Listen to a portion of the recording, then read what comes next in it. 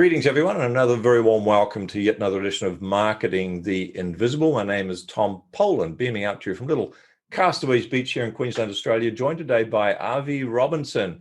Arvee, g'day, very warm welcome. Where are you hanging out?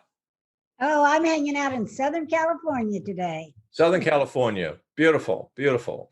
And for those of you who don't know Arvee, she is a master speaker trainer by experience and qualification. She's literally a global speaker, international, doing a few Zoom meetings as we record this is December 2020, so a few COVID meetings, I'm sure. But her big thing is about speaking up and getting clients. So she's the author of Speak Up, Get Clients, and it's also the subject of our little interview today. She teaches business owners how to speak and generate leads. There's the book, Speak Up, Get Clients, which I have a copy of personally. So she teaches business owners how to speak and generate new client inquiries and grow their business faster through that method. Arvee, pleasure to have you on the show today. Let's get started. Our subject, as I said before, is how to speak up and get new clients. You can tell us how to do that in just 7 minutes. Our time starts. And now, question number one, who is your ideal client?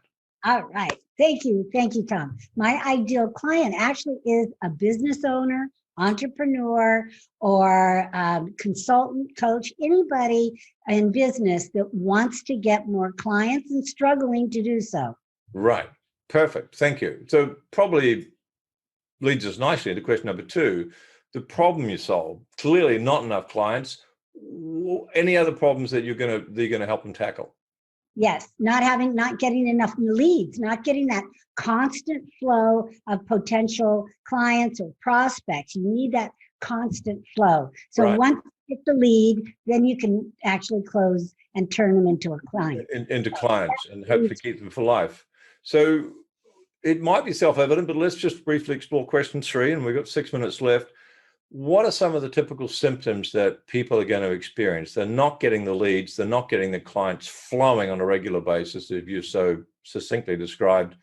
What else is going on in their business that they're thinking, yeah, I need to find out more about what Arvee does?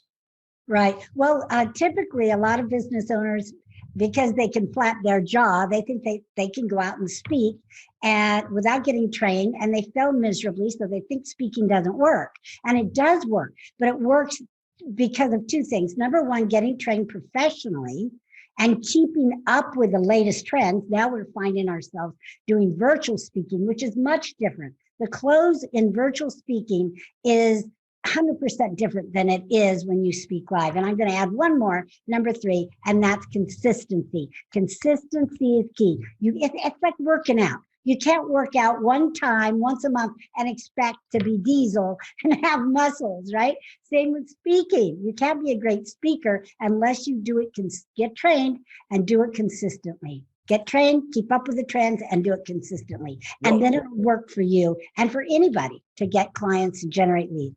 Right. I guess it's no different being a scientist, a lawyer, or a psychiatrist. If you don't get trained, but you try to practice it, it's probably not going to work very well, right? No, not well. So I was told you were a woman ahead of your time, and I think it's proved to be true because you've answered question number 4 in advance, which gives us even more time for the second half, which is where a lot of the value is going to come through, folks. So 4.5 minutes left. We've talked about the problem, a lack of leads, a lack of clients. We've talked about some of the symptoms, which is probably self-evident. They're doing a lot of marketing, maybe even doing a lot of speaking, but because of the mistakes they've made with a lack of training and a lack of commitment to becoming a true professional in the area of speaking, it hasn't been working for them. So let's go to question number 5, 4.5 minutes left. Tell us about one valuable free action that someone listening to this, they could take. It's kind of like one of your top tips. It's not going to solve the whole problem for them, but it might just take them a step in the right direction. Right. Well, you could go to my website, which is Arvee, and that's spelled, let me spell it for you. It's Arvee. It's pronounced Arvee, but it's actually a full name. My mom and dad made it up. And the last name being Robinson. So arveerobinson.com. And on there, you're going to find video tips.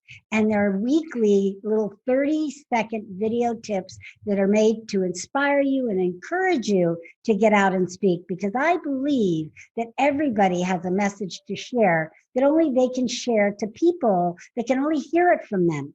And that message will save somebody's life, their business, or even their soul. So it's our duty as business owners and just people to get our message out there, because your message matters. Yeah, and it's unique and it's authentic and it's yours. So yeah, that's Right. a gift to the world. So Right. that's an excellent answer to the next question, which is question 6, the value of a free resource. So perhaps we'll loop back. 3 minutes left, plenty of time. What's one action that someone could take? For example, is it defining what they're going to be speaking about, or their market, or something that they could sit down and maybe in the next 10 minutes or so and actually take that action, and it might just take them a step in the right direction? Absolutely. All right. So when you go get out there and speak, if you really want to change lives for a living, then you need to speak about what you're passionate about, what you're knowledgeable about, and what other people care about. Now, if one of those three aren't there, then it won't work. So for instance, if you are very knowledgeable about what you do for business, but you're not passionate about it, and we see people all the time that are in jobs or they're in careers that they no longer serve them. So that doesn't count. So you have to be passionate and knowledgeable. Now, on the other hand, I am passionate about dogs. I love dogs. Everything about dogs I love, but I'm not knowledgeable. I don't know how their inners work. I don't know how their mind works. Nothing. I just love them as lovable beings. So I couldn't talk about them as a profession and make money. I don't know enough about them. So you have to have all three: knowledge, passion, and obviously the audience. You have to have an audience. If you want to talk about how to build an igloo and there's not a market for it, then that's not going to be good either. So Right. all three have to collide. And that's a terrific intersection of passion, knowledge, and people care about it. It's going to be in demand. And I guess, your book's on Amazon because I bought it from there. I guess that's another way to figure out what might be in demand, is to have a look at the bestsellers and see if there's a bestseller, a bunch of bestsellers that you're passionate about, the same subject that you have knowledge about. So question number 7, we got a whopping 70 seconds left. What's the one question I should have asked you but didn't? And the answer, please. How important stories are in your speech. And stories are number one to build rapport with your audience, to get your audience to know you, to open their hearts. Once you open their hearts, their pocketbooks will fly open. Stories act as invisible selling, and stories to spend time. So there's 4 stories you must have in your speech and your signature talk: your professional story, success stories, which are your testimonials of clients, stories with a lesson, and emotional stories that open the hearts of your listener. Brilliant. I've never heard it expressed so succinctly and thoroughly as that. So the 4 are your professional story, and what were the other 3?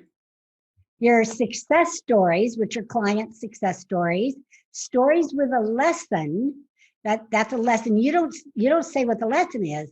You set it up. The audience learns what they need to know. And then the last one is an emotional story. Now, emotional doesn't have to mean boo-boo, crybaby. It can mean funny, because funny equals money. Funny equals money. And thank you, honey, for the funny equals money. Thanks, Arvee. Wonderful. Thanks for checking out our Marketing the Invisible podcast. If you like what we're doing here, please head over to iTunes to subscribe, rate us, and leave us a review. It's very much appreciated. And if you want to generate 5 fresh leads in just 5 hours, then check out www.5hourchallenge.com.